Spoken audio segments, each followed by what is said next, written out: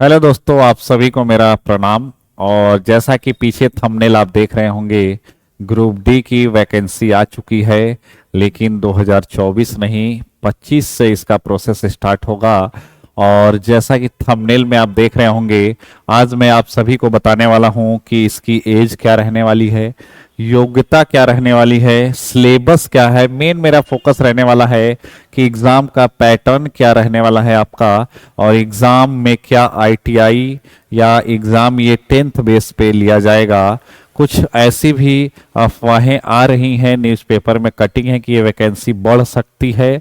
जब तक दोस्तों बढ़ न जाए तब तक कुछ नहीं कहा जा सकता, बट प्रयास रहेगा सभी शिक्षकों का, सभी छात्रों का, कि जरूर ये आवाज, ये कैंपेन जो ट्विटर वाला कुछ दिन चला था, अभी इसको हम लोग और आगे बढ़ाया जाए और इसकी वैकेंसी को इंक्रीज किया जाए। क्योंकि मात्र 6 वर्षों में ये रेलवे ने एक मजाक किया है, मात्र 32,000 ही वैकेंसी दिया है।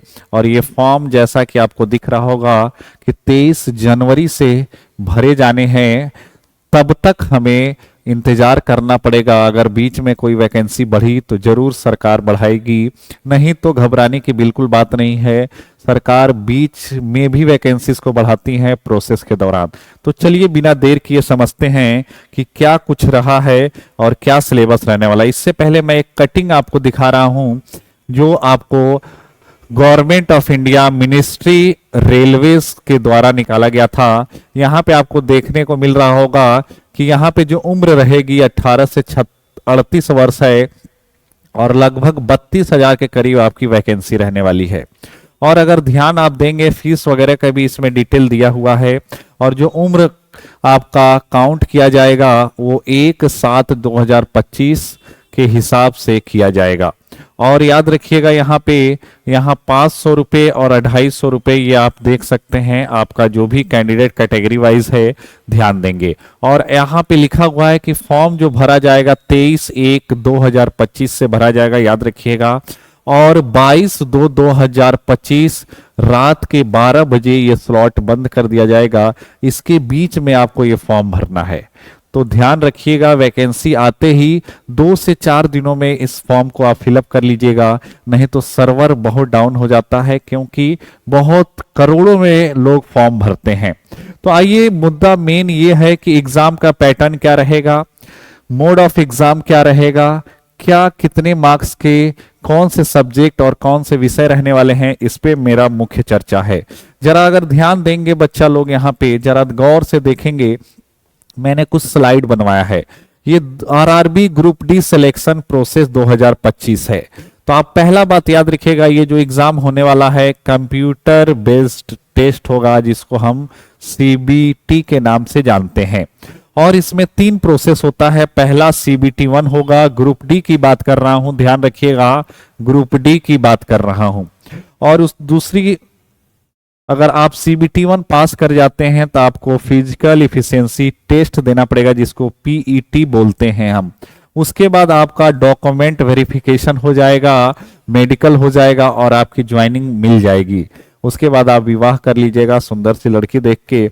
मेन मुद्दा यहाँ पे ये है दोस्त कि ये देखिए, मेन हिस्सा यहाँ पे है, इस पे गौर आपको करना है। क्या करना है, जो सब्जेक्ट रहेंगे आपके, जनरल साइंस पे ज्यादा फोकस रहता है रेलवे का हमेशा से, उसके बाद मैथ्स पे, उसके बाद रीजनिंग पे, उसके बाद जीके और करंट अफेयर दोनों एक साथ ऐड कर रखा है इसने।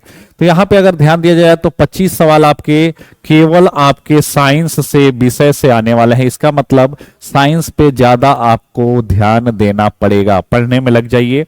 और साइंस के बैचेज हमारे यहाँ MCQ चल रहे हैं, प्लेलिस्ट में जाइएगा, ऑनलाइन क्लासेस के प्लेलिस्ट में सारे सब्जेक्ट क्लासेस बेसिक से चलाए जा रहे हैं, इन्हीं के लिए आप वहां पढ़ सकते हैं। मैथ्स का बिल्कुल बेसिक से क्लासेस चल रही हैं, जिससे 25 सवाल मिलेंगे।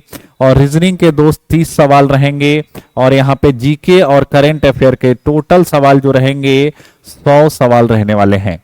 और आपको टोटल नंबर भी 100 ही रहेंगे, लेकिन समय जरा यहां ध्यान दीजिएगा, तो आपको 90 मिनट मिलने वाला है।